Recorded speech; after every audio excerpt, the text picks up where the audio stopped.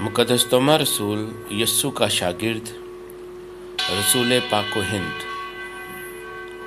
पेशा के लिहाज से मुक़द्दस तोमा तरखान था, जिसने टक्सला के राजा गन्नाफोरस के लिए अजीम काम किया, मगर हिंदू प्रहतों ने उसे नेज़े के साथ शहीद कर दिया।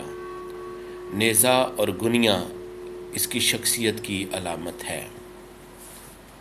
मुक़द्दस तोमा रसूल का नाम इंसान की शख्सियत का आईनादार होता है, इसीलिए पुराने अहदनामा में लोगों के नामों का ख़ास मकसद होता था। हीरो और मशहूर शख्सियतों के आम तौर पर दो नाम होते थे, जैसे सुलेमान का दूसरा नाम लेमुएल था।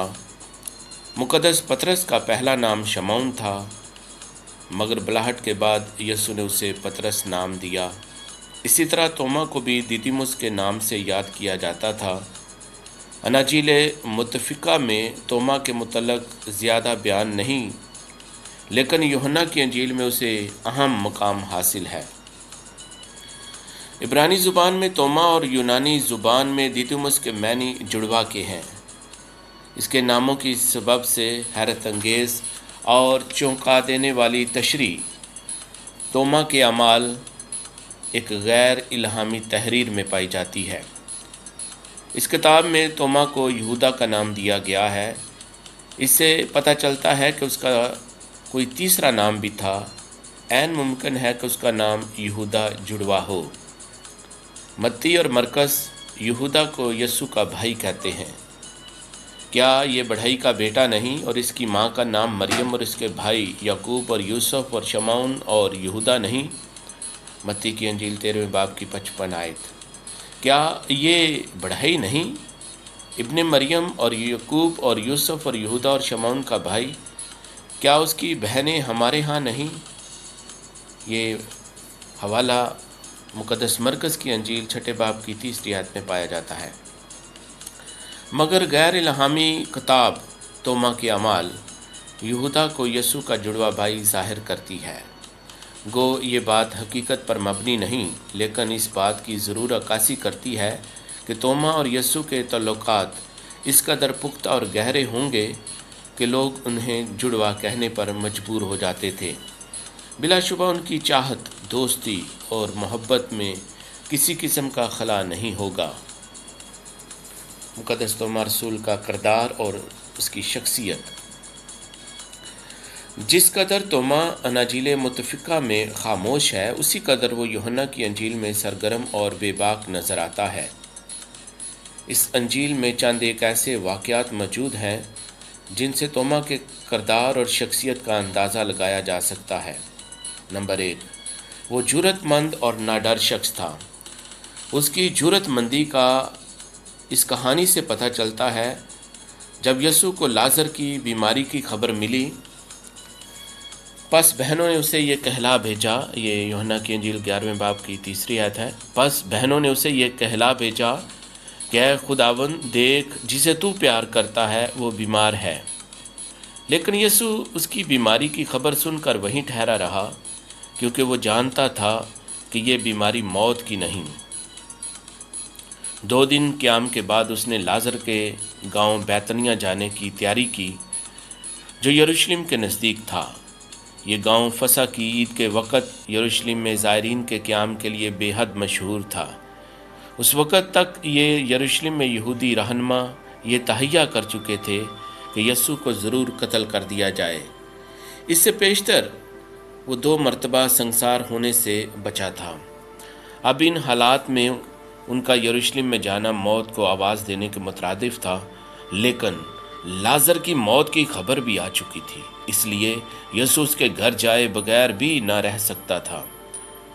शागिर्द इस खतरा से जो यरूशलेम में यीशु को पेश आ सकता था बाखूबी वाकिफ थे, और वहाँ जाने से कतराते और घबराते थे, जबकि यीशु हर कीमत पर वहाँ जाना चाहता था ताकि लाजर को जिंदा करके खुदा को जलाल दे। इन हालात में सिर्फ तोमा ने दिलेरी और जुर्रतमंदी से काम लेते हुए अपने साथी शागिर्दों से कहा था कि आओ हम भी चलें ताकि उसके साथ मरें। तोमा की आंखों के सामने भी मौत का मंजर था। لیکن اس نے یسوع کی خواہش اور ارادے کے مطابق فیصلہ کر کے ثابت کیا کہ وہ اپنے خداوند کا موت تک فرمانبردار رہنا چاہتا تھا۔ رجائیت پسند انسان کے لیے مشکل حالات میں بھی فرمانبردار رہنا مشکل عمل نہیں، کیونکہ وہ ہمیشہ پر امید رہتا ہے، لیکن قنوتیت پسند کا خوشکن حالات میں فرمانبردار رہنا بھی سہل نہیں، کیونکہ وہ ہمیشہ مایوس اور یاس پر مبنی نتائج کے متعلق فکر مند رہتا ہے۔ توما اصولاً قنوتیت پسند شخص تھا۔ اسے اپنے سامنے تباہی اور ہلاکت کے سوا کچھ نظر نہیں آتا تھا، مگر اپنے خداوند کو مشکل حالات میں چھوڑ کر پیچھے ہٹنا اپنی توہین اور بزدلی تصور کرتا تھا۔ اس نے یہ الفاظ استعمال کر کے ظاہر کیا کہ وہ بے وفائی کی نسبت موت کو ترجیح دیتا ہے۔ نمبر 2، یسوع کی موت سے پہلے توما تعجب، حیران اور تذبذب کا شکار تھا، کیونکہ وہ اس بھید کو سمجھنے سے قاصر تھا کہ یہودی یسوع کو کیوں قتل کرنا چاہتے ہیں۔ دوسری طرف یسوع اپنے شاگردوں کے بجھے دلوں اور خوابیدہ ذہنوں میں صلیب کی ضرورت و اہمیت کا احساس جگانا چاہتا تھا، اس لیے وہ ان سے کہتا ہے، جہاں میں جاتا ہوں تم جانتے ہو، اور وہاں کی راہ تم جانتے ہو۔ توما نے اس سے کہا، اے خداوند، ہم نہیں جانتے کہ تو کہاں جاتا ہے، تو ہم وہ راہ کیوں کر جانے؟ یسوع نے جواب دیا، راہ، حق اور زندگی میں ہوں، کوئی میرے وسیلہ کے بغیر باپ کے پاس نہیں آتا۔ یوحنا 14 باب کی 4 آیت سے 6 آیت۔ توما نے بات کی وضاحت کے لیے یسوع سے ایسا طرز کلام استعمال کیا جو یقین دہانی کے لیے نہایت ضروری تھا۔ اس سے یہ نتیجہ اخذ کرنا کہ توما ہمیشہ شک کی زندگی بسر کرتا تھا، اس کے ساتھ سراسر زیادتی ہوگی۔ یسوع کا جواب اس قدر صاف اور واضح تھا کہ اس میں شک کی کوئی گنجائش نہ تھی۔ یسوع کہہ رہا تھا، توما، میں جانتا ہوں کہ تو اس بات کو ابھی نہیں سمجھ سکتا، بلکہ کوئی بھی نہیں سمجھ سکتا، لیکن کچھ بھی ہو، تم نے مجھے حاصل کر لیا ہے۔ میں ہی راہ، حق اور زندگی ہوں۔ آج کے دور میں ہمیں دلائل اور ثبوت پیش کرنے کی ضرورت نہیں، بلکہ اس کی موجودگی کی ضرورت ہے۔ یسوع نے بھی اپنی پہچان دلائل سے نہیں بلکہ خود کو پیش کر کے کروائی تھی۔ نمبر 3، توما ایسا انسان تھا جو ایمان نہ لا سکا۔ یسوع کی ذات سے اسے بہت سی امیدیں وابستہ تھی۔ وہ سوچ بھی نہ سکتا تھا کہ اس کے ساتھ ایسا سلوک کیا جائے گا۔ توما یہ سب کچھ برداشت نہ کر سکا اور گوشہ نشینی اختیار کر لی۔ اسی لیے جب یسوع دوسرے شاگردوں پر ظاہر ہوا تو توما وہاں موجود نہ تھا۔ یہ بھی ممکن ہے کہ جب دوسرے شاگرد یہودیوں کے ڈر کی وجہ سے کمروں میں بند تھے تو صرف توما ہی باہر گھومنے پھرنے جاتا اور باقیوں کے لیے خورد و نوش کا انتظام کرتا، کیونکہ وہ نڈر اور دلیر شخص تھا۔ جب دوسرے شاگردوں نے یسوع کے ان پر ظاہر ہونے کی خبر اسے بتائی تو اس نے یقین نہ کیا۔ توما نے کہا، جب تک میں اس کے ہاتھوں میں کیلوں کے چھید نہ دیکھ لوں اور کیلوں کی جگہ اپنی انگلی نہ ڈال لوں اور اپنے ہاتھ اس کی پسلی میں نہ ڈال لوں، ہرگز یقین نہ کروں گا۔ کیونکہ توما مکمل یقین دہانی کے بعد یسوع کے زندہ ہونے پر ایمان لانا چاہتا تھا۔ نمبر 4، یسوع کو دیکھ لینے کے بعد توما مرد ایمان اور یسوع کی خاطر سب کچھ قربان کر دینے والا انسان بنا۔ یسوع نے اپنے زخم توما کو دکھائے اور توما نے اپنے عظیم عقیدہ کا اظہار و اقرار کیا۔ اس نے کہا، تو میرا خداوند اور میرا خدا ہے۔ ہم مقدس توما رسول کے بارے میں 2 سچائیوں کے بارے میں جانتے ہیں۔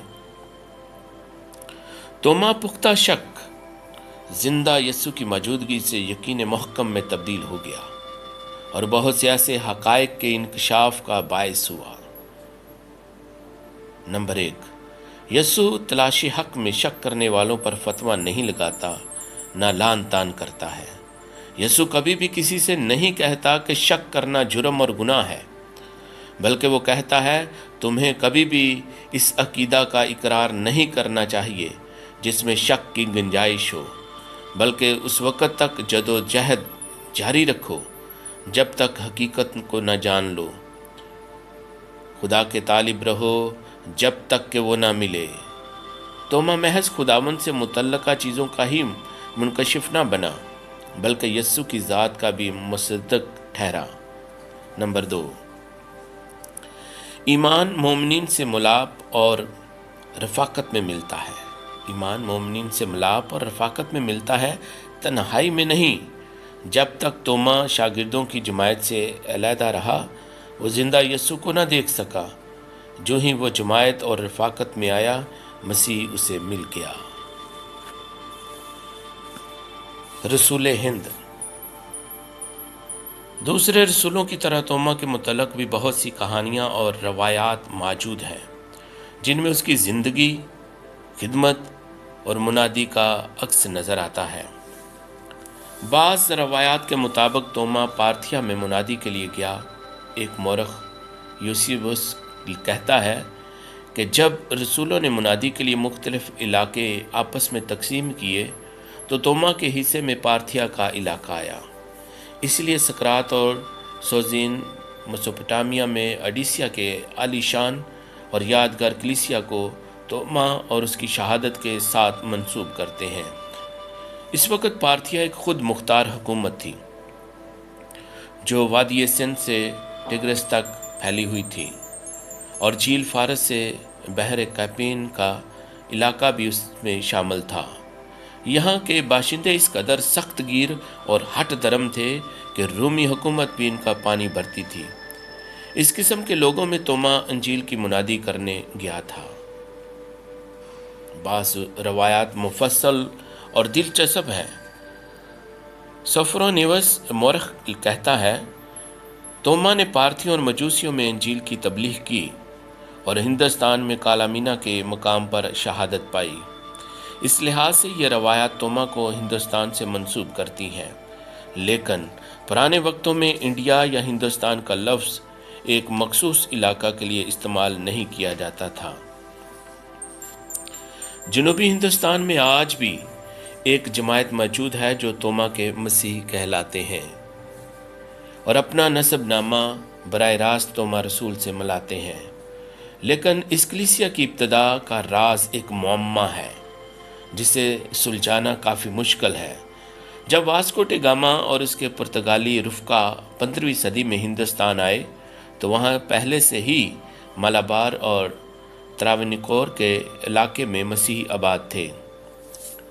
वो अपने बारे में बताते हैं कि तोमा क्रांगानूर के नज़दीक लागून के जजीरा मालानकारा में सबसे पहले आया और उसने यहाँ के मकीनों को बपतिस्मा दिया और अंजील की मुनादी की।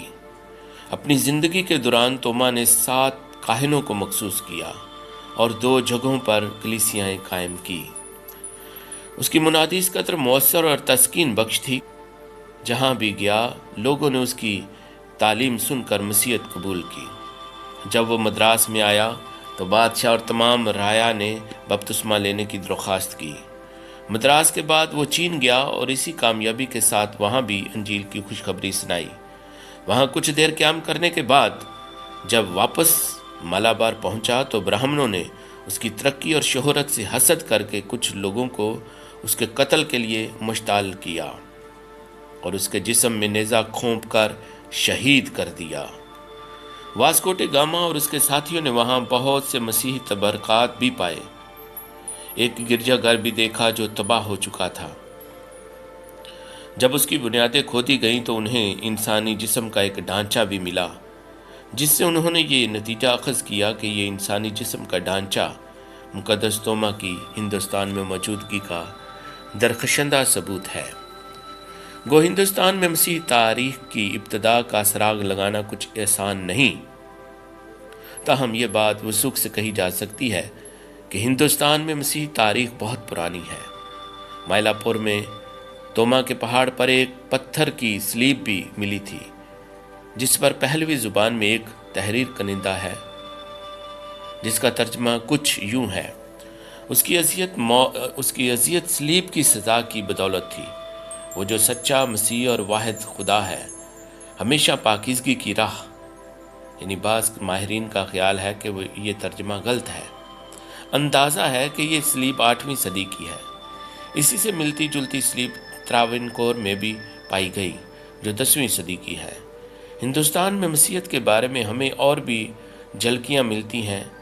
نکایا کی کونسل میں شامل ہونے والے اسقفوں میں ایک دستخط فارس کے یوحنا کے ہیں جو تمام فارس یعنی ایران اور ہندوستان کا بشپ تھا۔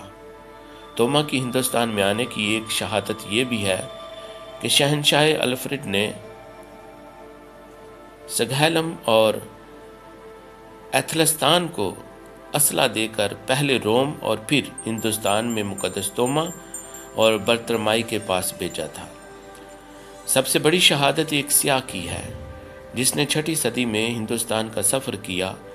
وہ لکھتا ہے کہ اس نے مالابار میں ایک گرجا دیکھا اور وہاں کے مسیحوں سے ملا۔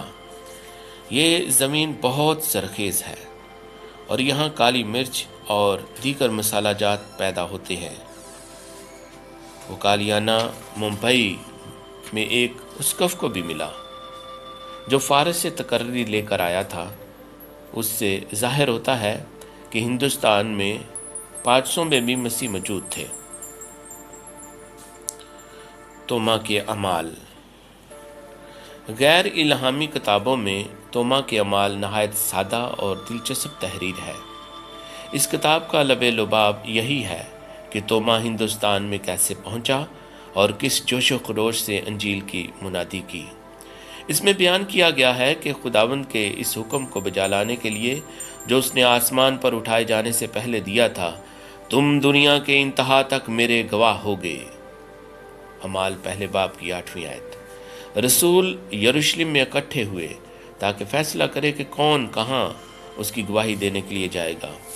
اس کام کو احسن طور پر اور خوش اسلوبی سے سر انجام دینے کے لیے انہوں نے قرآن اندازی کے ذریعے رسولوں کو علاقے تقسیم کیے۔ توما کے نام برِ صغیر ہند کا علاقہ نکلا، لیکن توما کو یہ خطہ پسند نہیں تھا، اس لیے اس نے طویل مسافت، سخت خدمت اور اپنی کمزور صحت نیز اس خطہ کے متعلق کچھ کم علمی کا عذر پیش کیا۔ اس نے کہا، میں ایک عبرانی شخص ہوں اور ہندوستانیوں میں جا کر کس طرح حق کی منادی کروں گا۔ اسی رات رویا میں یسوع توما پر ظاہر ہوا اور اس سے کہا، توما مت ڈر، بلکہ ہندوستان میں جا کر انجیل کی تبلیغ کر، میرا فضل تیرے ساتھ ہے۔ لیکن توما نے کہا، اے خداوند، ہندوستان کے علاوہ تو جہاں چاہے مجھے بھیج دے، مجھے اس میں کچھ عذر نہیں ہوگا۔ انہی دنوں ہندوستان کا ایک تاجر یروشلم میں مقیم تھا جس کا نام ابانس تھا۔ وہ راجہ گنڈافورس کی طرف سے یروشلم میں تجارت کی غرض سے آیا تھا۔ یہ تاریخی بادشاہ ہے جس کے نام اور تحریر کے سکے بھی ملے ہیں۔ ابانس کو راجہ گنڈافورس نے حکم دیا تھا کہ کوئی ماہر بڑھئی بھی وہاں سے ساتھ لائے جو بادشاہی محل میں خدمت پر مامور کیا جا سکے۔ یسوع انسانی شکل میں اس تاجر کے پاس آیا اور اس سے کہا کہ کیا آپ کو ایک بڑھئی درکار ہے؟ اس نے کہا، جی ہاں۔ یسوع نے کہا، میرا ایک غلام بڑھئی ہے اور میں اسے فروخت کرنا چاہتا ہوں۔ یہ کہہ کر یسوع توما کے پاس گیا اور اسے ابانس کے پاس پہنچنے کا حکم دیا۔ یسوع نے توما کو اطلاع دیے بغیر اس کی رضامندی اور فروخت کی رسید بھی ابانس کو لکھ دی تھی۔ توما چاندی کے 30 سکوں کے عوض فروخت کر دیا گیا۔ جب یسوع توما کو ابانس کے پاس لے گیا تو ابانس نے توما سے کہا، کیا یہ تیرا آقا ہے؟ توما نے کہا، بلا شبہ یہ میرا آقا ہے۔ ابانس نے کہا، میں نے تجھے تیرے مالک سے خرید لیا ہے۔ تب توما نے خداوند سے کہا، اے آقا، جہاں تو چاہتا ہے میں جاؤں گا، تیری مرضی پوری ہو۔ ابھی ہم مقدس توما رسول کی آخری آرامگاہ کے بارے میں سنتے ہیں۔ یہ بہت مشہور روایت ہے جو توما رسول ہند کے متعلق بیان کی جاتی ہے۔ یہی روایت آگے چل کر بتاتی ہے کہ بعد ازاں توما کا بدن اڑیسہ میں لا کر دفن کیا گیا، جس پر توما کے نام پر آج کل ایک گرجا تعمیر ہے۔ مجموعی طور پر اس رائے کے متعلق عالمانہ نظریہ یہ ہے کہ اسے محض روایت یا کہانی کا نام دیا جا سکتا ہے۔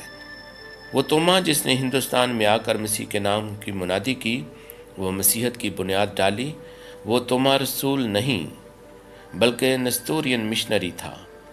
رابرٹ سنگر لکھتا ہے، اس روایت کو تاریخی حقیقت تسلیم کرنا نہایت مشکل امر ہے، اور سراسر بے بنیاد اور من گڑت کہنا بھی روایت کے ساتھ ناانصافی ہے، کیونکہ جو تصویر یہ روایت پیش کرتی ہے وہ توما کے کردار اور زندگی کی آئینہ دار ہے۔ جس طرح یہ روایت بتاتی ہے، عملی زندگی میں توما کا رد عمل یہی ہوتا تھا۔